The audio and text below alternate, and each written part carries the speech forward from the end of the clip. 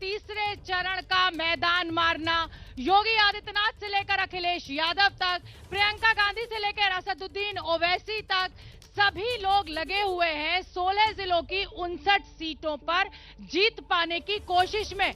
लेकिन जाति और समीकरणों के हिसाब से राजनीतिक दलों का फोकस उन्हीं सीटों पर है जिन पर उनकी रणनीति कारगर साबित होगी। तो भारत की बात में आज विश्लेषण करेंगे इन्हीं 16 जिलों के जातीय समीकरण पर, और इस जातीय समीकरण को साधने के लिए राजनीतिक पार्टियों ने जो रणनीति बनाई है वो जमीन पर कितनी सही साबित होगी। देखिए हमारी एक खास रिपोर्ट।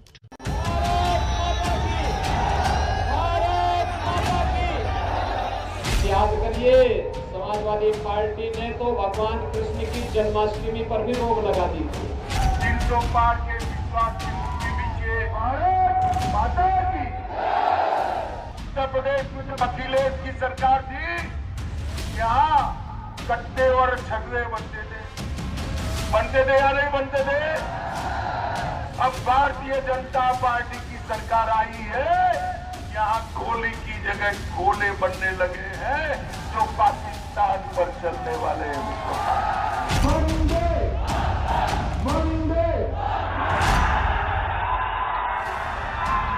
और इधर मुख्यमंत्री जी धमकी दे रहे हैं कि गर्मी निकाल देंगे। अब शायद दूसरे चरण में रही बची बाबा मुख्यमंत्री जी की गर्मी निकल जाएगी। और जब से पहले चरण का बोर्ड पड़ा है, भारतीय जनता पार्टी के नेता कार्यकर्ता ठंडे पड़ गए हैं। छोटी-छोटी बातों को लेकर के सांप्रदायिक तनाव होता था, दंगे होते थे, कर्फ्यू लगता था। आज भाइयों बहनों, वहां पर कर्फ्यू नहीं लगता, बाजारों में बमबाजी नहीं होती। आज वहां पर कांवड़ यात्रा निकलती है, हर हर कंपन के नारे के साथ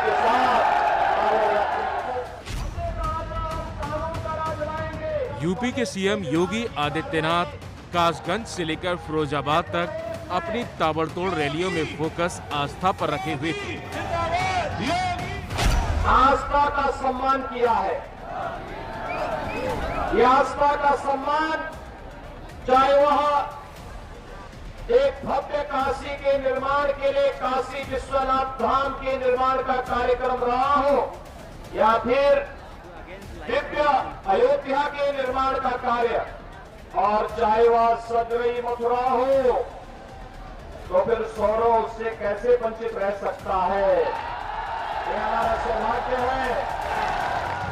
दंगों से लेकर मंदिर तक और अयोध्या से लेकर काशी तक दी जा रही दुहाई के पीछे एक वजह वो जमीन भी लगती है जहां तीसरे चरण में मतदान होने जा रहा है। जिस प्रदेश में छोटी-छोटी बातों को लेकर के सांप्रदायिक तनाव होता था, दंगे होते थे, कर्फ्यू लगता था।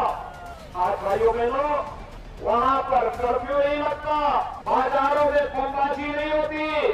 आज वहां पर कांवड़ यात्रा निकलती है, हर हर कंपन के नारे के साथ कांवड़ यात्रा निकल करके अपनी आस्था को व्यक्त करता है। तीसरे चरण में समाजवादी पार्टी के गढ़ में वोटिंग है और हर पार्टी तीसरे चरण में जीत की चाबी हासिल करने के लिए जोर लगा रही है। जिसके हाथ जीत की चाबी होगी वो 59 विधानसभा सीटों पर बाजी मार लेगा। लेकिन चाबी तो सिर्फ एक ही पार्टी के हाथ लगेगी। जीत की चाबी हासिल करने के लिए कौन कौन से तरीके आजमाए जा रहे हैं, इस पर हम चर्चा करेंगे। लेकिन इससे पहले ये देखिए कि तीसरे चरण के जातीय समीकरण में बीजेपी और समाजवादी पार्टी की रणनीति को कितना और क्यों बदला। 20 फरवरी को यूपी में कुल 16 जिलों में वोटिंग होने वाली है। 16 जिलों की 59 विधानसभा सीटों पर मतदान होगा और इन 59 सीटों में से 30 यानी करीब आधी सीटें ऐसी हैं जो यादव बहुल आबादी वाली है। बीजेपी का फोकस यादव बहुल आबादी वाली सीटों को अपने पाले में करना है। पिछले विधानसभा चुनाव में समाजवादी पार्टी के गढ़ में बीजेपी कमल खिलाने में कामयाब रही थी। 2017 के विधानसभा चुनाव में बीजेपी ने 59 में से 49 सीटों पर कब्जा किया था। समाजवादी पार्टी के हिस्से 8 सीटें आई थी, जबकि कांग्रेस और बीएसपी को सिर्फ एक सीट ही मिली थी। बीजेपी पिछले चुनाव के इतिहास को दोहराना चाहती है और आज योगी ने यादव बहुल आबादी वाले जिले फिरोजाबाद से लेकर इटावा और मैनपुरी तक चुनावी रैलियां की। उनकी संवेदना किसके प्रति है? भाइयों बहनों, उनकी संवेदना याद करिए, जब 2012 में समाजवादी पार्टी की सरकार आई थी, पहला काम किया था आतंकवादियों के मुकदमों को वापस लेने का। ये चीजें बहुत स्पष्ट है। उनकी संवेदना आतंकवादियों के प्रति थी। समाजवादी पार्टी के गढ़ में सेंध लगाने के लिए बीजेपी खास रणनीति पर काम कर रही है। वो रणनीति जो बीजेपी को जीत की चाबी के करीब ले आती है। और तीसरे चरण के लिए जीत की चाबी 3 तरीके से दिखाई दे रही है। पहला, गैर यादव वर्सेस यादव। दरअसल मैनपुरी, कन्नौज और इटावा में यादव बहुल आबादी तो है, लेकिन पिछले चुनाव में ध्रुवीकरण की वजह से बीजेपी को बड़ा फायदा मिला था। इस इलाके में गैर यादव वोटर ने एकजुट होकर बीजेपी के पक्ष में मतदान किया, जिसकी वजह से बीजेपी को जीत मिली। और इस बार भी बीजेपी यही चाहती है और इसी वजह से गैर यादव बनाम यादव की रणनीति बनाकर आगे बढ़ रही है। कि भाइयों बहनों, सेफई खानदान कभी नहीं चाहेगा कि कोई दूसरा बड़ा यादव खड़ा हो जाए, जनाधार यादव सामने आ जाए। उत्तर प्रदेश के सीएम योगी आदित्यनाथ एक तीर से 2 निशाने साध रहे हैं, क्योंकि वो गैर यादव वोटरों के साथ यादवों को भी अपने पाले में खींचने का दांव चल रहे हैं, क्योंकि इस दांव में जीत की चाबी पाने का रास्ता जो दिख रहा है। जीत की चाबी, दूसरा तरीका, परिवार वर्सेस परिवारवाद। परिवार बनाम परिवारवाद की लड़ाई चल रही है और एक तरफ बीजेपी ब्रिगेड अखिलेश यादव के परिवारवाद पर निशाना साध रही है। केवल एक खानदान की ही सब कुछ बपौती बन करके रह गई थी। जिस जमीन और जिस संपत्ति की उन्होंने इशारा किया, शाम को गरीब को वहां से उजाड़ करके और उस संपत्ति को अपना बनाने का ये लोग कुत्सित प्रयास करते थे। अखिलेश बाबू की जो सरकार चलती थी, वो अपने परिवार के लिए इतने सालों तक इन्होंने सरकार बनाई। अखिलेश आते थे तो एक जाति का काम होता था। जबकि अखिलेश यादव बीजेपी के परिवारवाद वाले हमलों का जवाब अपने तरीके से दे रहे हैं। सत्ता में बैठे लोग कहते हैं परिवारवाद, परिवार परिवार। मैं आपसे कहना चाहता हूँ, जिनके परिवार होते हैं वही परिवार वालों का दुख समझ सकते हैं। जिनका परिवार नहीं है वो परिवार वालों का दुख नहीं समझ सकते। जीत की चाबी पाने का तीसरा जरिया है कानून व्यवस्था वर्सेस किसान। कानून व्यवस्था को बीजेपी ने मुद्दा बनाया है। अमित शाह से लेकर योगी आदित्यनाथ तक एसपी सरकार में माफिया राज का डर जनता को दिखा रहे हैं। अखिलेश जी के समय में पूरे उत्तर प्रदेश के अंदर माफियाओं का शासन था। ये माफिया बाहुबली आते थे, पुलिस डर के मारे भाग गए। आज 5 साल योगी जी की सरकार चलने के बाद माफिया पुलिस से भागता है, माफिया पलायन करता है। और अखिलेश यादव किसानों के मुद्दे को थामे हुए हैं। 700 किसान शहीद हुए हैं, 700 से ज्यादा किसान शहीद हुए हैं। किसी की मदद नहीं की भारतीय जनता पार्टी ने। 700 से ज्यादा किसान शहीद हुए हैं, किसी की मदद नहीं हुई। समाजवादी पार्टी ने तय किया है कि किसानों के याद में किसान स्मारक के साथ साथ जिन किसानों के परिवारों की जान गई है, किसानों की जान गई है, उन परिवारों को 25 लाख रुपए से मदद करने का काम समाजवादी सरकार में होगा। अब कानून व्यवस्था बनाम किसान वाले राजनीतिक युद्ध में जनता किस पर वजन देती है, ये तो तय होने में अभी वक्त है। लेकिन मुद्दे की बात यह है कि हिंदू मुसलमान दंगा आस्था से अलग जनता की अपनी जरूरतें भी हैं, जिन पर सरकार और विपक्ष दोनों का फोकस होना चाहिए।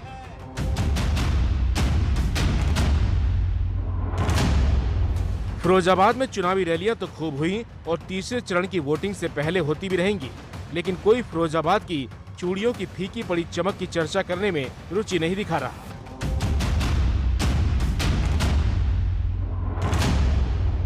फिरोजाबाद चूड़ियों के लिए मशहूर है, लेकिन कोरोना महामारी की ऐसी मार पड़ी कि चूड़ी की डिमांड में 80% तक की गिरावट हो गई। रॉ मटेरियल बाकी सारी चीजों के मूल्यों में कुछ अंतर आया है? देखिए, पिछले सालों में कोरोना की वजह से चूड़ी की बिक्री में बहुत बड़ा फर्क आया है, क्योंकि मेले, दशहरे, ब्याह शादी में ही चूड़ी बिकती है, वो कोरोना की वजह से बंद है। लेकिन फिरोजाबाद यादव बहुल इलाका है, तो अभी बयानबाजी उसी को ध्यान में रखकर की जा रही है।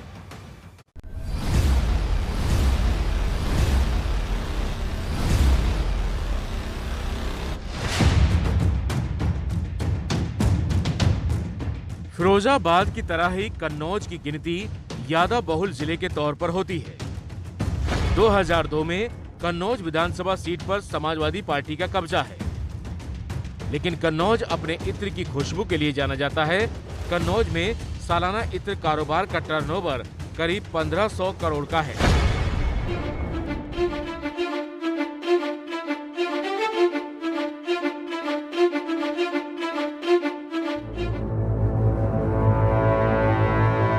और इसी यादव बेल्ट पर बीजेपी की नजर है।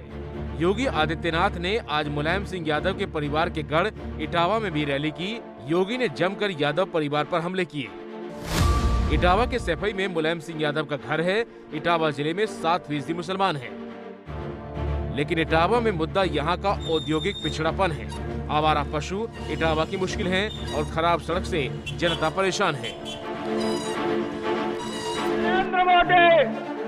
नरेंद्र मोदी नेताओं की बयानबाजी में भले ही असली मुद्दे पीछे छूट जाएं, लेकिन बयान में जगह न मिलने से मुद्दों की अहमियत कम नहीं हो जाती।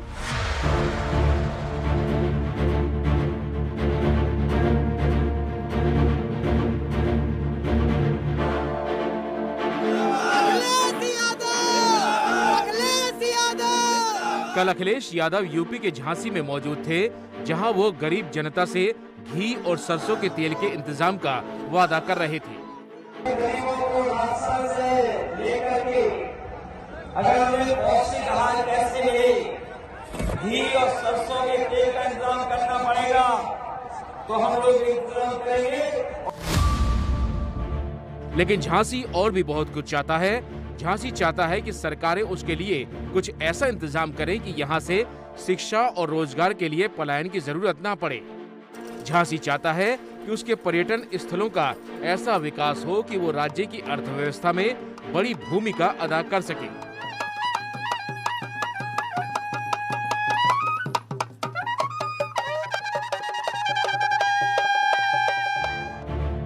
लेकिन सवाल फिर वही कि जनता अपने मुद्दों पर वोट करेगी या फिर नेताओं के तय किए गए एजेंडे पर। 2 चरणों का चुनाव हो चुका है और दोनों फेज के बाद बीजेपी और समाजवादी पार्टी अपनी अपनी जीत का दावा कर रहे हैं।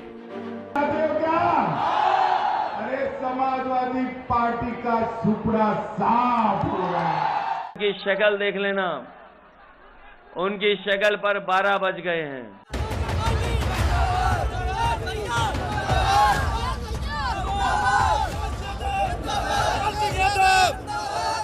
मैनपुरी जिले की करहल सबसे हाई प्रोफाइल सीट है, क्योंकि एसपी के मुखिया अखिलेश यादव इस सीट से चुनाव लड़ रहे हैं। अखिलेश यादव की उम्मीदवारी वाली करहल सीट पर जातीय समीकरण क्या कहता है, वो देखिए।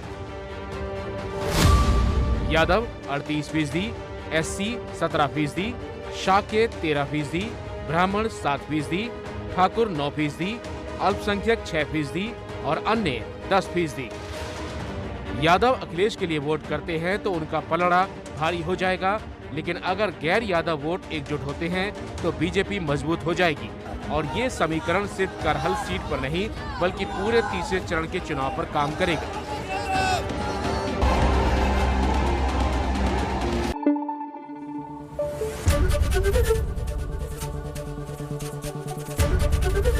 एबीपी न्यूज आपको रखे आगे।